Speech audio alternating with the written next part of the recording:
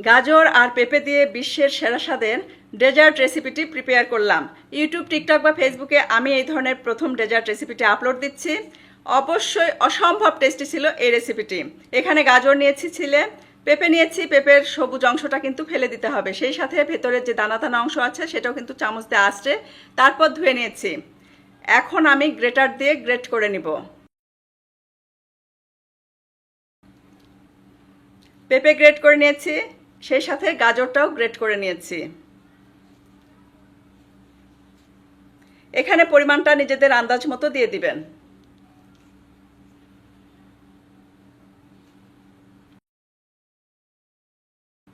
প্যানে দিয়ে দিচ্ছি পরিমাণ মতো বাটার। চাইলে কিন্তু ঘিটা দিয়েও এই রেসিপিটি আপনারা প্রিপেয়ার করতে পারেন। দিয়ে দিচ্ছি একটা তেজপাতা আর সবুজ এলাচ।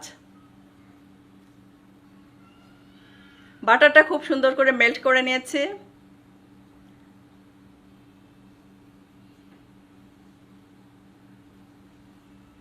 এর ভেতরে দিয়ে দিচ্ছি গ্রেট করে রাখা পেঁপে আর গাজর।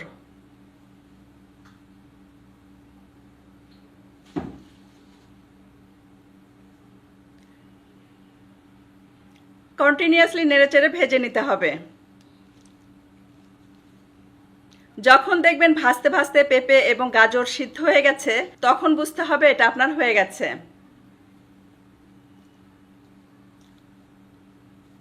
এর ভেতরে আবারও একটু বাটার দিচ্ছি।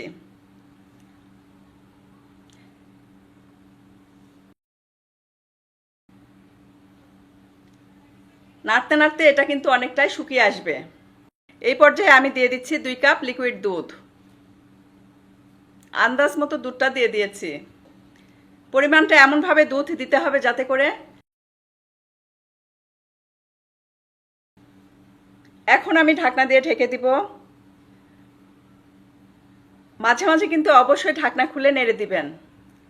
এ পর্যায়ে দেখতেই পাচ্ছেন গাজর এবং পেঁপে কিন্তু দুধটাকে অ্যাবজর্ব করে নিয়েছে অনেকখানি।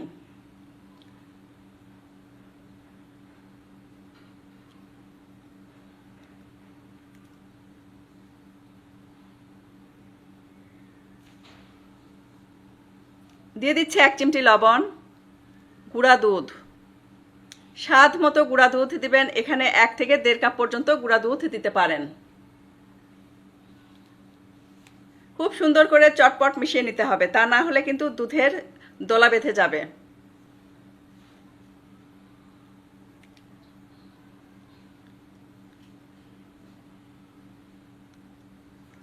দিয়ে দিচ্ছি স্বাদ মতো কনডেন্স মিল্ক।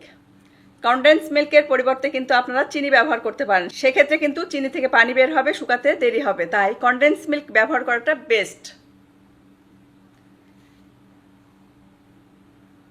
নাড়া কিন্তু থামানো যাবে না, নাড়া থেমে দিলে কিন্তু নিচে পুড়ে যাবে, তাই কন্টিনিউয়াসলি নেড়েচেড়ে এটাকে শুকিয়ে নিতে হবে।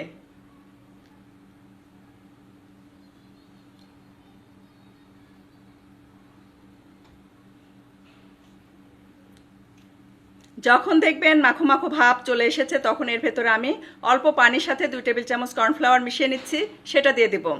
কর্নফ্লাওয়ারের পরিবর্তে এখানে কিন্তু আপনারা কাস্টার্ড পাউডার 2 টেবিল চামচ ব্যবহার করতে পারেন। বলকের উপরে দিয়ে দিয়েছি এবং খুব সুন্দর করে মিশিয়ে নিতে হবে যাতে করে এটা আরও বেশি মাখো মাখো ভাব চলে আসে। বেশিরভাগ বাচ্চারা কিন্তু গাজর এবং পেঁপে খেতে পছন্দ করে না, সেক্ষেত্রে কিন্তু অবশ্যই এই ডেজার্টটি আপনারা মিস করবেন না। বাচ্চাদের মাঝে মাঝে ডেজার্ট করে দিবেন এই টাইপের, তাহলে দেখবেন বাচ্চারা বুঝতেই পারবে না আপনি গাজর এবং পেঁপে দিয়ে এই ডেজার্টটি তৈরি করেছেন। যখন ঘি বা বাটারে ভাজবেন তখন কিন্তু গাজর বা পেঁপের যে কাঁচা গন্ধটা এটা কিন্তু থাকে না, টোটালি এটা মানে দূর হয়ে যায়। আর খুব সুন্দর করে ভেজে নেওয়ার ফলে ঘি বা বাটারের একটা খুব সুন্দর স্মেল বের হয়। সে পর্যায়ে কিন্তু আমি এর ভেতরে দুধ মিশিয়ে দিয়েছি। দেখতেই পাচ্ছেন এটা কিন্তু কমপ্লিটলি ডান। এ পর্যায়ে একটা সার্ভিং ডিশে এটাকে আমি সার্ভ করার জন্য ঢেলে নিচ্ছি। উপর থেকে কিশমিশ, কাজু বাদাম, কাঠবাদাম আর পেস্তা বাদাম কুচি দিয়ে দিব।